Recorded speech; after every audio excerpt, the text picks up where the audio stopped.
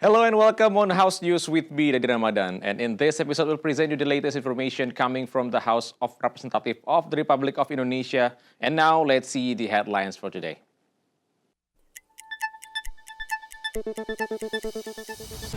BKSAP of the House received a visit from the British group of the Inter-Parliamentary Union to discuss bilateral ties within the IPU, global conflicts, and humanitarian issues. Commission 1 of the House received an official visit from the UK Parliament delegation. The chair of Commission, Utut Adianto, emphasized the importance of strengthening Indonesia-UK bilateral ties, focusing on trade. Lawmakers emphasized the importance of strong and comprehensive regulations to protect children from exposure to harmful content in the digital world.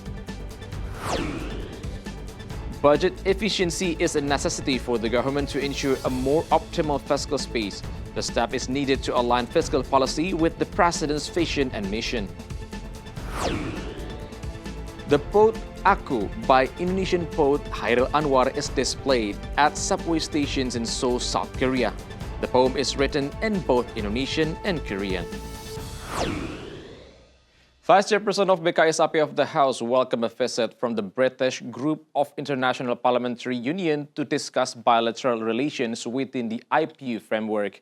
The meeting also covered humanitarian and conflict-related issues as well as opportunities for cooperation in education and economic development. Vice Chairperson of BKSAP of the House Muhammad Hussein Fadullah stated Indonesia and the United Kingdom share the same commitment to humanitarian issues, especially for countries involved in war conflict. Therefore, the active role of both countries is critically needed to promote peace in various international forums. Ya, memang langkah humanity secara prinsip dasarnya pemerintah Inggris juga mendukung, bahwasannya mereka tidak mendukung adanya penindasan ya dan juga penjajahan. Namun di situ memang ada hal-hal harus ada willingness secara politik lah untuk memang itu memang bisa bekerja dengan sesuai dengan harapan ya. Prinsipnya sama, menentang dari ketidakadilan, menentang dari inhumanity itu sendiri. Namun memang mereka belum bisa seperti Indonesia untuk langsung memberikan aksinya.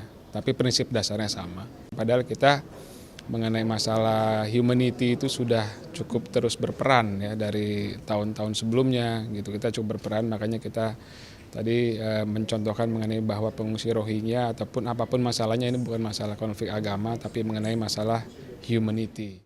During the meeting, the Indonesian and British delegation also discussed strengthening cooperation in education, specifically by increasing the presence of British universities in Indonesia to ensure the continuous exchange of knowledge.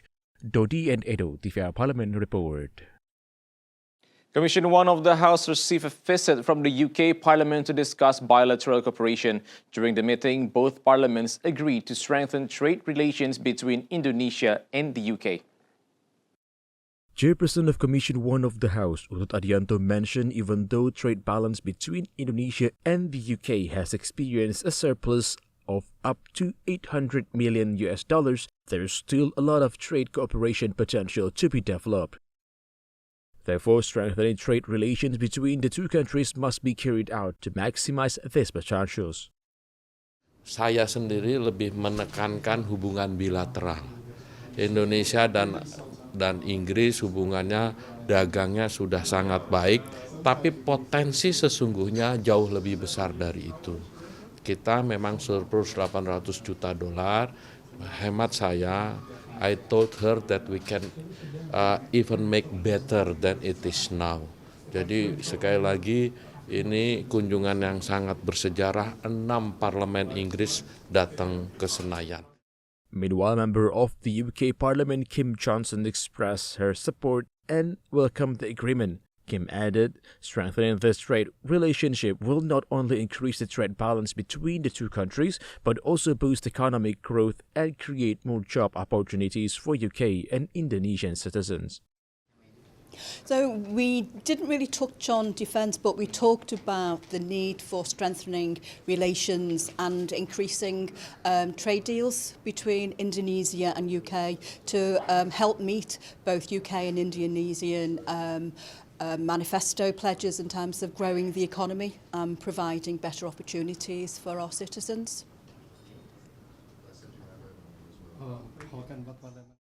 Ken and Handoko, TVR Parliament report. The number of children using the internet and digital application continues to increase, with teenagers being the dominant users. Therefore, Commission 1 emphasized the need for strict regulations to protect children from potential digital world crimes. Member of Commission 1 of the House Nurul Arifin explained around 89% of children in Indonesia under 16 have internet access, mostly for social media interactions. Therefore, she emphasized the need for strict content monitoring to protect them from harmful exposure, such as bullying and pornography, which could negatively impact their morality and mental health. Jadi kita berharapnya kalau sudah menjadi undang-undang itu lebih kuat, karena di sana ada sanksi yang bisa kemudian mengikat begitu dan diberlakukan dan diberlakukan kepada para pelanggarnya begitu. Jadi nggak semata-mata cuma peraturan-peraturan saja. Jadi kita lihatlah nanti kalau peraturan pemerintah ini sudah keluar, terus tidak hanya melindungi anak-anak, tapi juga tadi dikatakan bahwa melindungi anak-anak dari dampak negatif, tapi juga memang banyak hal-hal positif yang didapatkan. Nah itu kan tidak cukup, karena ternyata yang mengincar, yang membayangi kita itu adalah dampak-dampak negatifnya. Moreover, Nurul Arifin encouraged the government and the House to immediately formulate internet restrictions regulations for children as a measure to protect them from potential online dangers and to turn the internet into a platform for enhancing creativity. Dodi, TVR Parliament report. After the break, we'll bring you more updates on the tourism bill, so stay tuned on House News.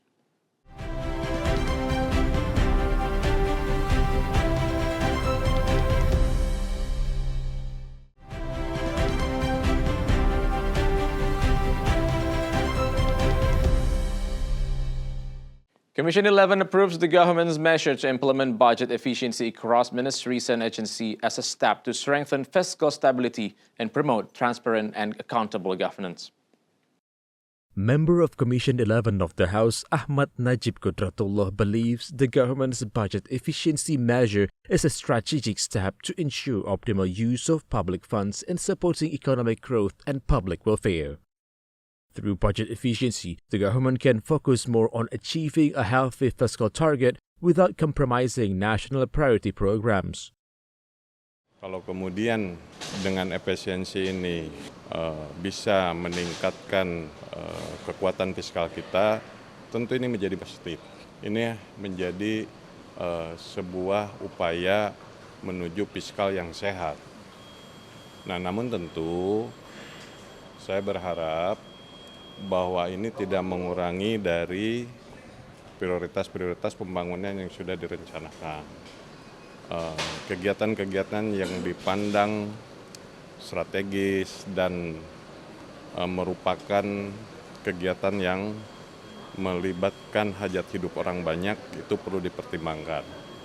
Jadi menurut saya rencana pemangkasan ini akan menjadi positif ketika secara selektif memilih kegiatan belanja yang mana yang akan dipangkas, begitu. Furthermore, Najib hopes the government will focus on utilizing the existing budget by reducing non-productive expenditures and ensuring priority programs continue to run to improve effectiveness of public services. Rifki Makdudi, TVR Parliament report. Commission 7 of the House is revising the tourism law to enhance the competitiveness of tourist destinations. The revision also aims to strengthen the creative economy ecosystem, contributing to poverty reduction. Member of Commission 7 of the House, Siti Mukarromah, highlighted Indonesia's natural wealth potential can be managed to improve community welfare, especially for fishermen in coastal areas. Improving tourism regulations and sustainable development strategies is expected to advance the tourism sector and improve economic growth. Artinya apa? Dengan potensi yang kita miliki, untuk kita bisa mengejar tingkat kesejahteraan buat masyarakat itu, kalau kita kelola dengan baik, kalau pengelolaan yang baik itu dengan disertai dengan sebuah regulasi yang baik, regulasi yang adil, regulasi yang bisa mengena kepada seluruh pihak, maka ini akan menjadi sebuah perputaran yang sangat luar biasa. Antara ketika kita bicara tentang kekayaan dan segala isi laut, maka di situ para nelayan dari nelayan yang konvensional sampai nelayan modern, maka dia akan bisa memanfaatkan isi dari laut itu. Dan tentunya itu akan meningkatkan nilai tambah dan nilai kesejahteraan yang luar biasa. Otomatis keekonomian mereka meningkat, maka kesejahteraan akan meningkat, dan tentunya kehidupan keluarganya juga. Moreover, Siti Mukarramah added communities need access to quality education to develop their creative skill. This will impact their ability to maximize natural potential, turning it into sources of income and new employment opportunities. Ajib, TVR Parlemen report. The Ministry of Religious Affairs, in collaboration with Commission 8, continues to prepare for the organization of the Hajj pilgrimage. Commission 8 hopes these efforts will lead to improved facilities and services for Hajj pilgrims. Member of Commission 8 of the House, Aprozi Alam, pointed out government must improve preparations for the 2025 Hajj pilgrimage with a particular focus on the departure process in May. He added technical preparation must ensure the availability of flights so that pilgrims can depart as scheduled. Yang pembahasan pada hari ini adalah masalah persiapan tentang pemberangkatan haji. Itu yang pasti.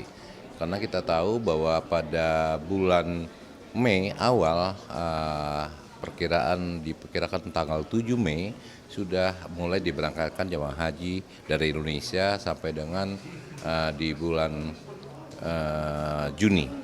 Oleh karenanya kita melihat menanyakan kepada Dirjen Haji dan Kementerian Agama persiapan mulai dari persiapan di daerah sampai dengan persiapan di Arab Saudi, termasuk persiapan teknis dan yang lain-lain.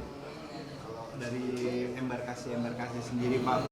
Furthermore, Aprozi emphasized administrative matters need close attention, including Hajj visas and payment settlements for pilgrims. He demands the departure of Indonesian Hajj pilgrims in 2025 will be better, with improved facilities and services compared to previous years. Arif and Ridwan, TVR Parlemen report.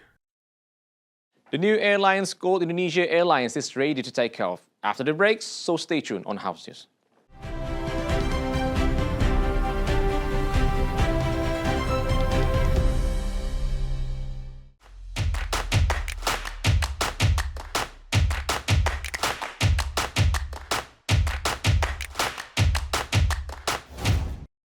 The famous Indonesian poem Aku by Hairil Anwar now decorates the walls of subway stations in Seoul, South Korea. Written in Indonesian and Korean, this powerful poem brings a touch of Indonesian literature to public spaces. The poem can be found at two major subway stations, Yeouido Station on Line 5 and Gangnam Station on Line 2. These locations were chosen to maximize public exposure, allowing locals and international visitors to experience the essence of Indonesian's poetry. This program is a part of a multinational poetry program introduced by the Seoul Metropolitan Government. The initiative began in 2008 with Korean poetry and now features international literary masterpieces in collaboration with various embassies. This program aims to introduce literature from various countries to the Korean public. Indonesia's participation in these initiatives was made possible through cooperation with the Embassy of the Republic of Indonesia in Seoul. Aku was chosen because its message of courage and determination is universal. Hairil Anwar is a pioneer of modern Indonesian poetry, known for his bold and expressive style. His poem Aku reflects the theme of struggle, freedom, and individuality. In addition to Indonesian poetry, this program also showcases literary works from 27 other countries displayed at various subway stations across Seoul. These different literary traditions allow commuters to experience a diverse range of poetic expressions from around the globe, turning subway rides into a cultural journey.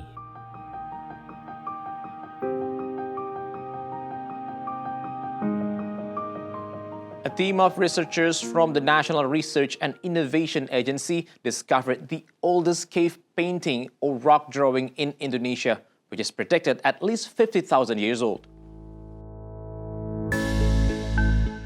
An extraordinary discovery has emerged from Maros Pangkep, South Sulawesi, where the world's oldest cave paintings has been found in Leang Karampuang.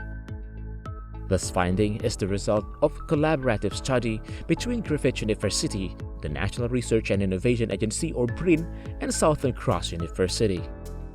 The cave painting shows 3 human figures interact with a wild boar. Some researchers interpret the image as a spiritual narrative, while others see it as a representation of a hunting scene. The finding was dated using a new method by taking tiny samples layers of calcium carbonate that had formed on top of the art using a laser.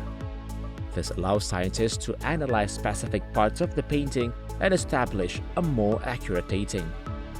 Previously, in 2021, a 45,000 years cave painting of a wild boar was discovered in Leang Tedonge. Leang Karampuang and Leang Tedonge, along with other caves in the Leang Prehistoric Park, are believed to be remains of prehistoric human civilization. With the latest finding, Sulawesi is recognized as one of the world's oldest rock art centers. These discoveries not only provide new insights into the artistic expression of early humans, but also reveal advanced human civilizations had already become thousands of years ago.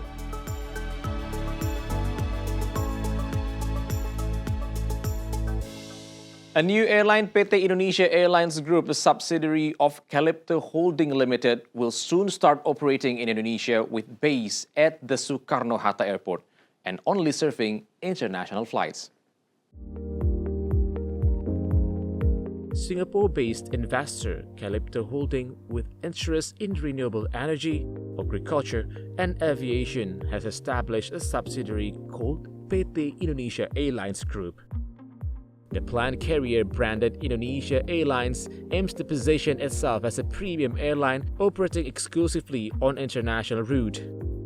It intends to serve 48 destinations across 30 countries within its first 5 years.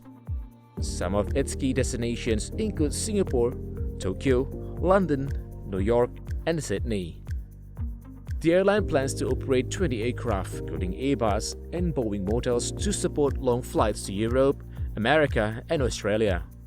Despite being based abroad, the figure behind the establishment of Indonesia Airlines is an Indonesian entrepreneur, Iskandar. They emphasize that Indonesia Airlines has a vision to become a global symbol of Indonesian prosperity as well as an icon of hospitality in Indonesian culture.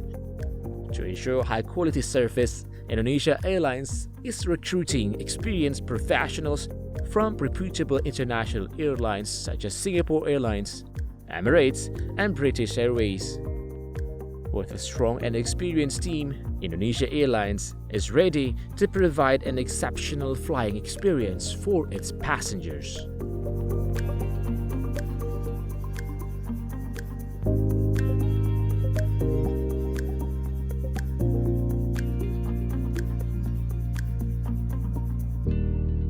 And that's the House News for today. Thank you for watching, and I'll see you in the next episode of House News only on TVR Parlemen.